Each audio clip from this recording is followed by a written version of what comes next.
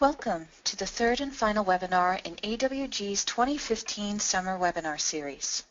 Thank you for joining us today. I'm Maria Facina, and I shall be presenting today's topic, KPIs 101, Succeed in Your SEO Today. We're going to go through these points pretty briefly, which will allow us to keep the webinar to approximately 20 minutes. This way, those of you who have a bit more time can stay on at the end for a live Q&A session, and those of you who have to jet to your next meeting can be on your way. Keep in mind that this webinar assumes you have a mid-level working knowledge of Google Analytics, and to stay within the time length, I'm going to be skipping over the basics of how to access specific areas of the interface.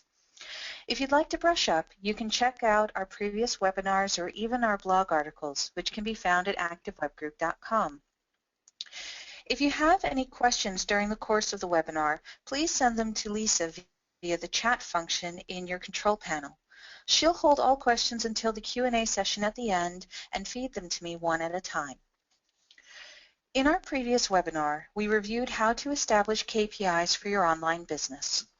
We reviewed the difference between a micro and a macro conversion. We also briefly touched on how to monitor performance across all traffic mediums.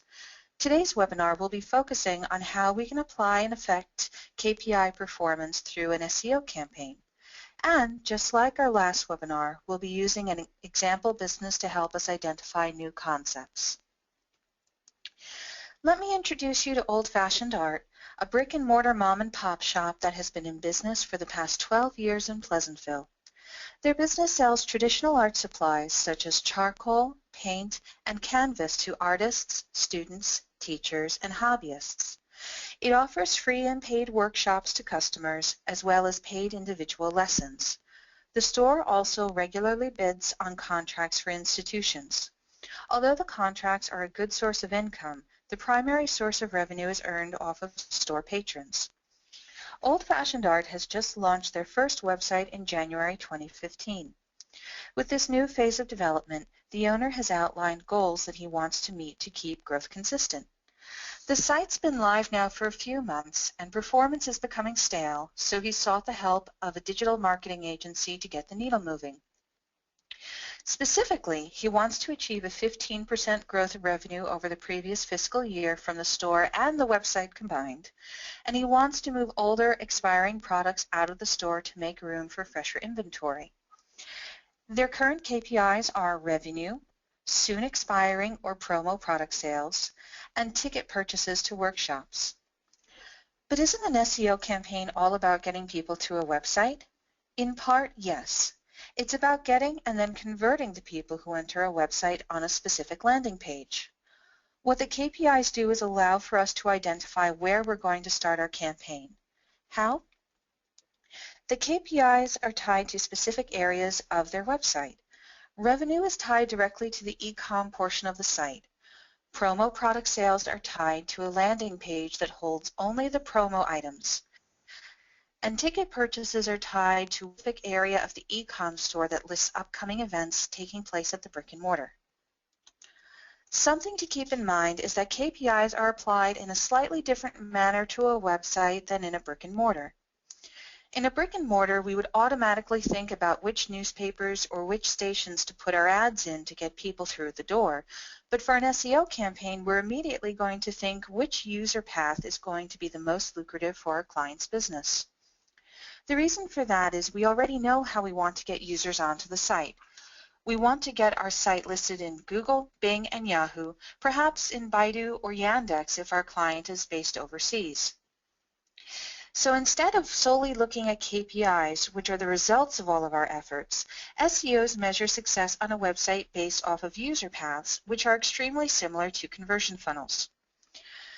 A conversion funnel is a technical term used in e-commerce operations to describe the track a consumer takes through an internet advertising or search system, navigating an e-commerce website, and finally converting to a sale. A user path is the order in which users access the pages of a website. They are typically structured like this. The top red bar of this funnel graphic is step 1, where a user enters the site on landing page 1. The orange bar is step 2, where the user navigates to a product page. Step 3 is the green bar where a user adds the product to a cart. Step 4 is the cyan color where the user enters the checkout process. Step 5 is the blue where the user submits payment information. Step 6 is the violet where the user completes the transaction, and the user actually exits the site in step 7, which in this graphic would be under the bullseye. The path that I just outlined would be an ideal one that we envision a user following when we create the website, but that may be the way they actually end up using it. As you may be aware, marketers track a lot of information. The fact that we have a role designated as a data scientist should make it clear about just how much data we have to go through. This is so we can establish reliable paths that work the majority of the time instead of just something that works in theory. SEOs will then take this general path down to the page-level interactions and find which actions mark a positive response and which ones mark a negative response. A positive action would be going deeper into the site structure or adding a product to the shopping cart. A negative action would be moving the mouse around looking for something that doesn't exist or even exiting the site altogether. We then lay out the actions a user takes and add them to the conversion funnel to form the user path, which looks something more like this. Now, I'm not sure if you can actually read the text in these little boxes, but it pretty much outlines a user, landing on a landing page in the upper left-hand corner, then going over to clicking on a contact link in the footer, and then from the Contact Us page, they end up clicking on an About link in the main navigation. From there, they click on the blog link in the side navigation of the About Us page, which then takes them to the blog, from where they click on a hyperlinked product, view additional images on a product page, finally add the product to the cart, and then the client or the user enters the checkout process where they enter their billing information, shipping, payment, finally complete the transaction, and then exit the site. As you can see, we're looking at the so-called minor details of how a user goes through the website. It lengthens the path, but it's worth it in the end. It's almost as if we're using a microscope to identify the actions users are taking. For this webinar, we'll be looking solely at the organic traffic medium, but these types of paths are identified and monitored per traffic medium and even per source if required. The reason is that the paths can be vastly different depending on the medium or source. For example, a user who found a link to your site on Reddit is going to engage with it differently than someone who used a product query on a search engine to find your site.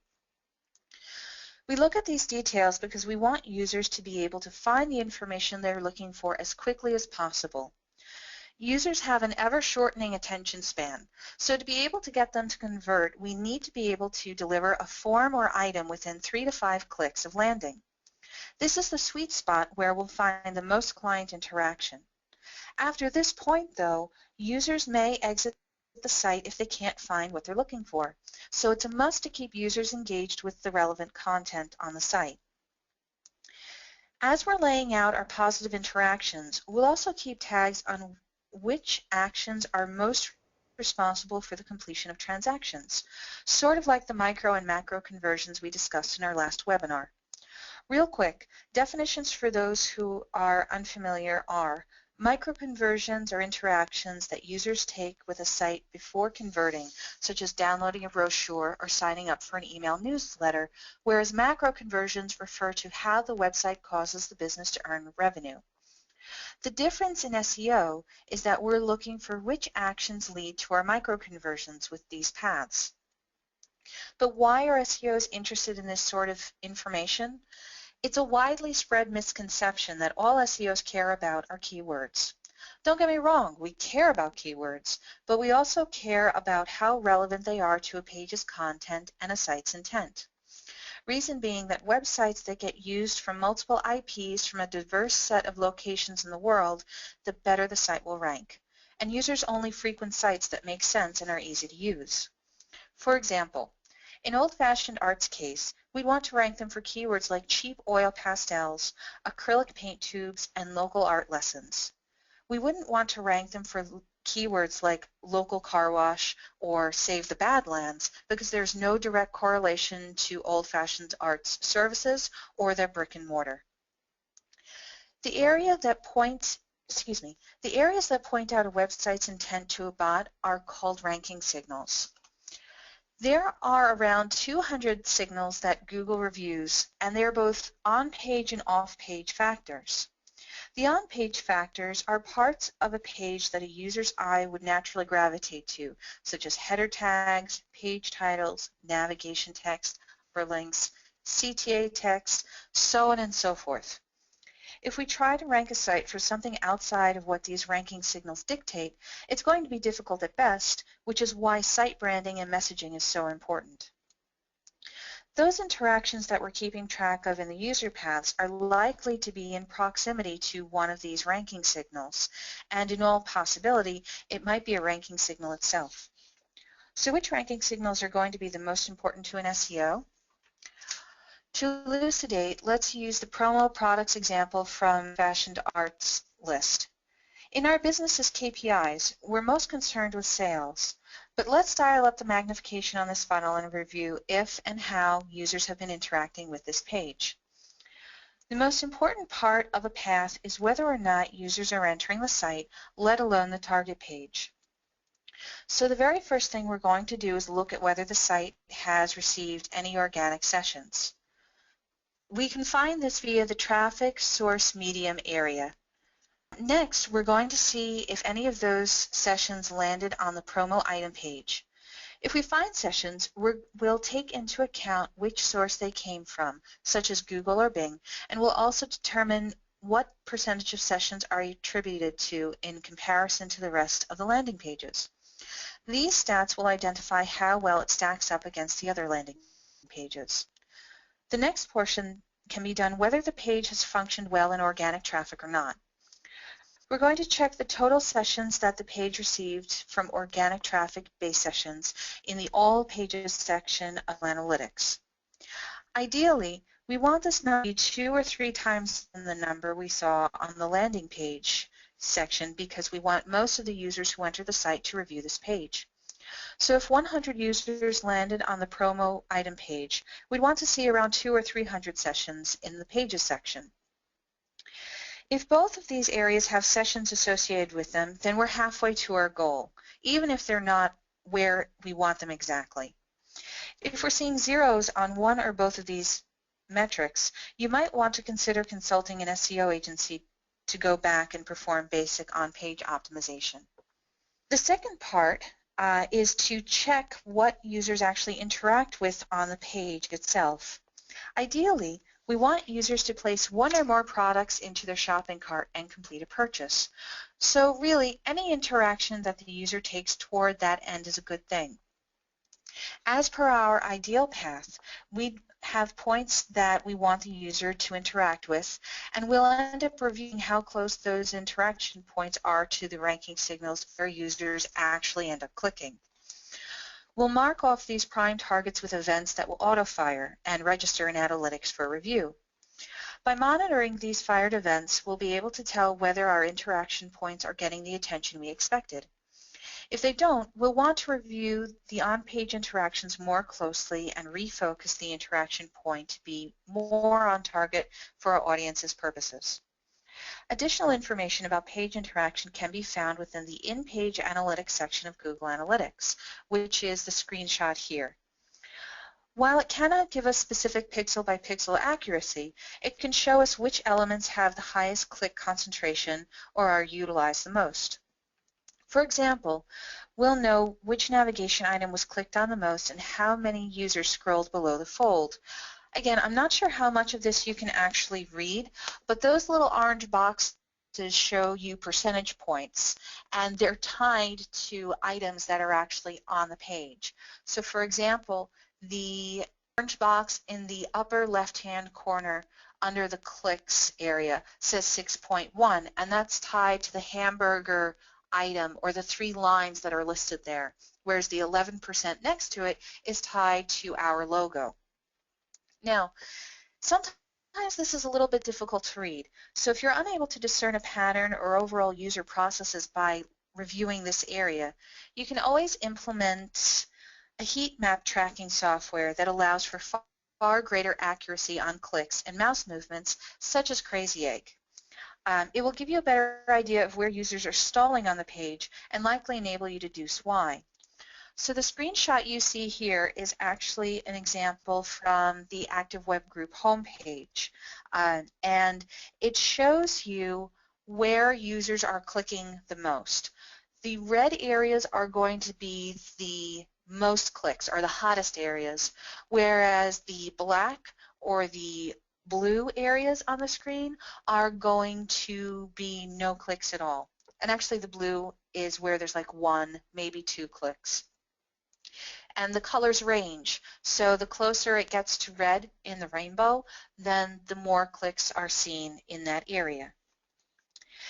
After we review the page interactions, we'll move on to the third step, where users end up going after visiting the target page.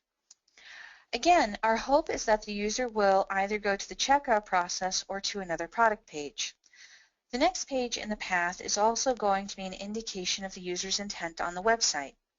You can find this screenshot that you can see now in the navigation summary under the All Pages section in Analytics. Here you can see that we're actually looking at, again, the home page, and it shows you both the previous page and the next page that was visited after landing on the home page. And there's actually a list of about 10 pages or so in each of these columns at the bottom. So we're going to look at those pages on the right-hand part of the screen where it says Next Page Path, and we're going to see if our target pages are actually in that list. If the user goes to a blog page instead of going to, let's say, the promo product page, it may mean that the CTAs for the desired action don't stand out as much, or it may mean that the user is just browsing on the website rather than being on there with a mission to buy an item immediately. If a large number of users are bypassing the intended page and going to another page, you'll want to determine the reason for the new action on the promo page. For example, let's say that the majority of users on the promo page go to the blog feed instead of to the product. The next step would be to look at the promo page itself and see where the link is to the blog feed and why it's so much more popular than the product links. Again, you'd look at the heat map tracking as well as the actual page live and just click around. See if the link to the blog feed is more prominent, or if it's next to a ranking signal such as a header, or is it just the only link that actually works on the page, which, believe it or not, happens a little bit more often than you'd think. These steps should be taken for each area of the site that is tied to a KPI.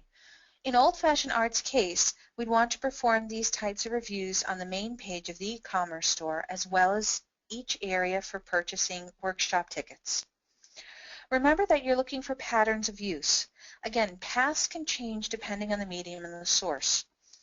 I recommend isolating your best performing sources and reviewing their user path and conversion points, then applying what you've learned about their interaction to the underperforming paths. Test, retest, and test your findings again. That way you can get the conversion path shorter and they will be able to find that information just a little bit quicker. You will find that certain elements appeal to a majority of the sources, whereas certain ones will only appeal to a small subset. This is normal and again is based off of where they're coming from when they land on your site. So how do we measure the results? The best ways are by reviewing data year over year, just like you would with any business. This is the most popular way as it is the most directly related to everyday business points and objectives. There are some SEOs who choose to review stats over the previous month and base important decisions over a slight decline, but this is not recommended just because the findings can be misleading. Aside from my main concern of uneven range comparison as a data geek, there are so many different variations that can occur from one month to the next. A good example of this are holidays or even changes in weather patterns. Instead, we recommend doing a seasonal comparison of the previous year. This will allow you to see actual growth or shrinkage against a set of standard data. Of course, this is not to say one should avoid month-over-month numbers altogether. You'll want to keep an eye to trending that is out of the ordinary. For example, if you know your business should be booming in weeks 12 through 24, but instead you're seeing no growth or even a decline in weeks 10 to 14, by all means investigate and implement a change. But also keep in mind typical data trends that will occur for your business as well as general trends. In the U.S., e-commerce stores are usually pretty quiet during the summer months and almost hyperactive during the winter. This is of course subject to change vertical by vertical, but you get the idea. Because it might make perfect sense for performance to be down when comparing September to August, the best to base major campaign and site changes off of is weekly and seasonal trending. This concludes Active Web Group's webinar on how to relate KPIs to SEO campaigns. For those of you who have to leave, you can always contact us at 1-800-978-3417 or at info@activewebgroup.com with any additional questions that you may have. So now I'm going to open up the floor to the questions that users had during the webinar. The first question is, do user paths change over time? Yes, user paths do change over time, specifically for the referral paths, such as from Reddit or from Facebook campaigns, also from PPC campaigns. So you want to keep in mind that you'll review these maybe like once a month, once every few months, just to make sure that you have the right information in the right place. Also keep in mind, again, there's seasonal changes. So if you are a retail store, then you may, see a higher increase of, I don't know, let's just say, New Year's party favors moving faster at the beginning of December than you would in the summer months. The second question is, can I apply user paths to other aspects of my digital strategy, such as PPC and social media? Yes, of course, and Active Web Group would be more than to help you to apply these types of user paths to your existing PPC or social strategy. The reason being is that people think of the ads for PPC and the posts for social media as just that, a post or an ad. They don't actually think of those areas as a call to action, which is what they really are. So you want to take the time to develop your language and your style and your tone to make sure that users will actually click on the hyperlinks or the images. And it involves a lot of research. Sometimes it can actually take up to 2 or 3 months to actually hit on just the right notes for those types of posts. So moving on to the next question, can I apply the user path funnel to multiple KPIs? Yes, you can. While there are variations on user path from source to source, many times we'll find that they have overarching similarities. So, for example, most people are going to land on the home page no matter where you end up or where you end up going after that. So you may see that across organic and across referral traffic, you're going to have the landing page as the home page most of the time. And then you may see 3 or 4 different pages that are different between the sources, but then perhaps most of the users will end up going to the blog page and so forth. So yes, it's definitely possible for that one user funnel to move from one channel to the other. Another question is, Should I adjust my keyword list based on what I'm seeing in my conversion user paths? Yes, you may want to adjust your keyword list accordingly. So if you see that a lot of people are kind of, milling around on your site on 5 or 6 different URLs, but then they all end up landing on a product page for a specific type of tea, let's say, you would want to consider that this is a really important page on your site, and you may want to target that page from the beginning. So you may want to update your keyword list with, let's just say, a lemon and ginger tea bag keyword, and see how it goes. It's possible that people are just finding the page, per chance, but it's also possible that users are actually looking for this product. Absolute worst case, you do some work on the page and you try to get it ranking, and users aren't interested in it. So, okay, now you're actually ranking for this keyword and you're getting people back to your site, which is just another avenue and opportunity to convert users with another one of your products. All right, so let's move on to the next question, which is, how often should I monitor heat map tracking? It's really going to depend on on two things actually. One is how much use your site gets. If your website is only visited maybe 200 or 300 times each month, then you're really only going to want to review your heat map once a month. If your website is viewed, 3,000 times each month, then you're going to want to review your heat map maybe every week, maybe every 2 weeks, and then as well once a month. The reason is you'll end up finding that the heat maps show better detail the more people click on the page. So the second part to this is which service you use. There's a whole range of them, and the one we mentioned in the webinar before is Crazy Egg. Crazy Egg has been around, if not the longest, one of the longest in the industry. So they're pretty popular. There are a few others. The one that comes to mind right now is Lucky Orange, and depending on the account size that you have with these services, it may not automatically re-pull the heat maps.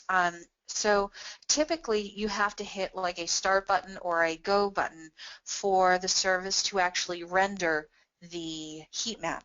So double check on your service. It may be that they'll send you monthly or weekly updates, but you may have to set a reminder for yourself to go in and actually reset the heat map. Oh, and also, if you're checking your heat map every day, that's just way too often, unless, of course, you're getting millions of hits to your site every month. Again, stick with about, maybe every 2 weeks, every week, depending on your user traffic.